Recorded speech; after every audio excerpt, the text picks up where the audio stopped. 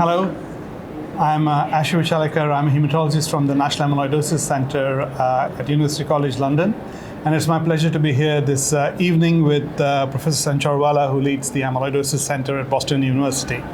Vaishali, welcome. It's an interesting ASH for us to talk about what's happening in the world of amyloidosis.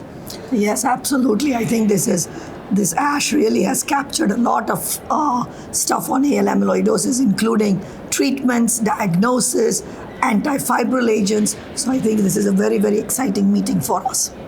So can we start with diagnosis then? There is a very exciting oral presentation to come on a brand new test which may tell us which light chains may be amyloid forming or amyloidogenic.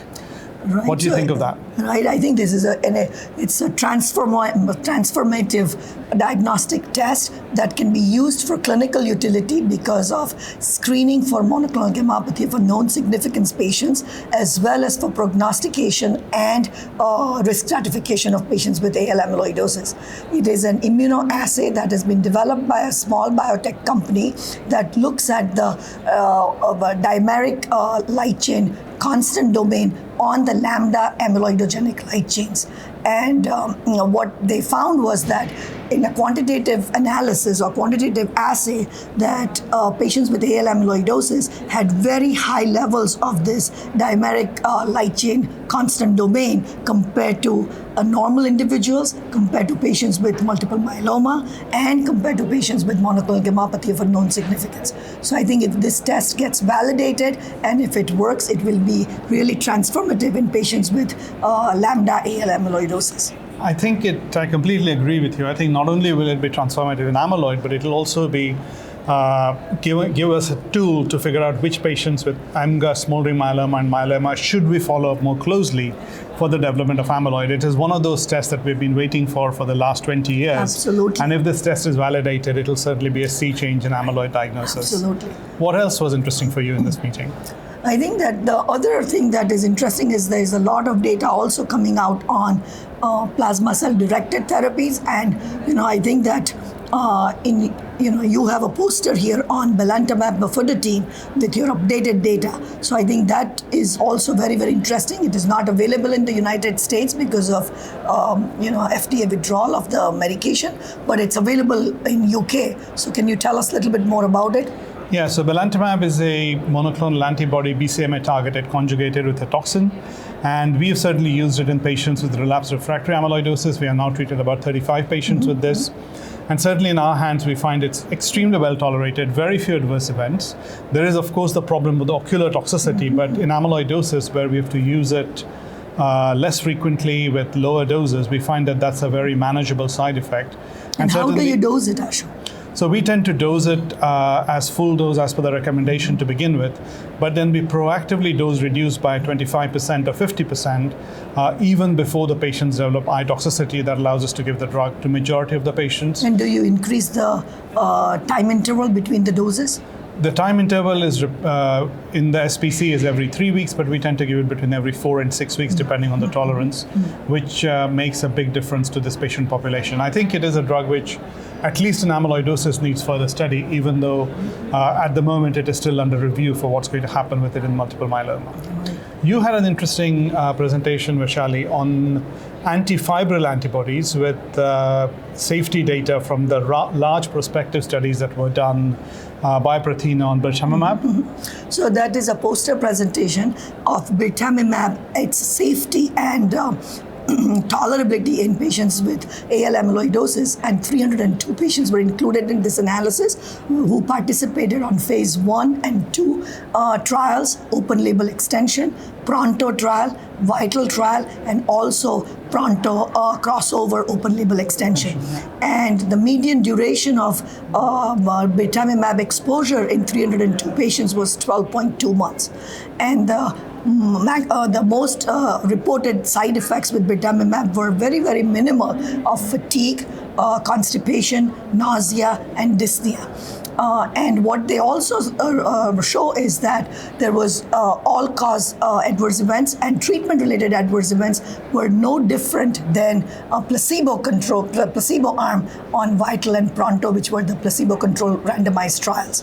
So I think that this is also an ongoing AFFIRM-AL trial, which is a confirmatory trial for efficacy as well as safety of patients in Mayo Stage 4 2012 staging system AL amyloidosis. One of the concerns with these antifibril antibodies has always been that they will cause macrophage activation to help amyloid clearance. Was there anything in the safety data to suggest that there was any adverse event related to that? Right, not for this particular antibody. There were no. It was very well tolerated. No suggestion of any fever, macrophage activation, any increase in inflammatory markers or anything like that. And there is also another oral presentation happening on the phase 2 data of KALEM 101 trial, which is also an amyloid busting agent or amyloid antifibril agent. Can you expand on that, Ashu? So there are two presentations actually on the KALE 101, which is another antifibril strategy. One is a poster which is looking at the mechanism of action of KALE 101, of which we haven't heard very much over the last few years. What it shows is that KALE 101 is a monoclonal antibody which not only binds to the amyloid fibrils, but also binds to the prefibrillar aggregates. And therefore it may have a dual mechanism of action, reducing the toxicity, but also helping to clear the amyloid fibrils. The phase 2 study was a small study which has not completed its final data lock as yet. But what it shows is that in this small phase 2 study, when KALE 101 was given with standard of care chemotherapy, mostly Dara-Cybo-D, we did see a substantial number of patients showing renal responses and a number of patients showing cardiac responses. Now, of course, this is small data, but we have got two very large phase 3 studies.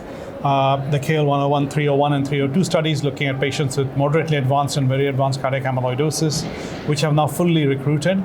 And I think it is exciting times in the next year where we should see data maturing from these two big clinical trials. The same is true for the Prothena antibody, where we have the AFFIRM trial, which will also complete recruitment in AL patients, hopefully this year. Mm-hmm.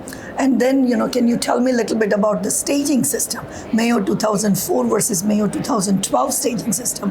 Because both these clinical trials of antifibril agents are using different staging system for their enrollment into the clinical trial. So as you know, the basis for every patient before we treat is to risk stratify them. We use the cardiac staging system based on biomarkers, which was reported initially by the Mayo Clinic, then further updated using free light chains, and then we further updated it in Europe using NT-proBNP. When we were looking at our patient outcomes recently, we realized that our treatments have become more effective, and therefore the impact of the light chains on outcomes may not be as important. And therefore, when we reanalyze data using the Mayo 2012 staging system, which uses NT-proBNP, troponin T, and a DFLC of more than 180, we realized that the very adverse risk stage 4 group is actually doing a lot better than what had been originally reported. And the difference between the stage 3 and the stage 4 is is still significant, but no longer as significant as it used to be.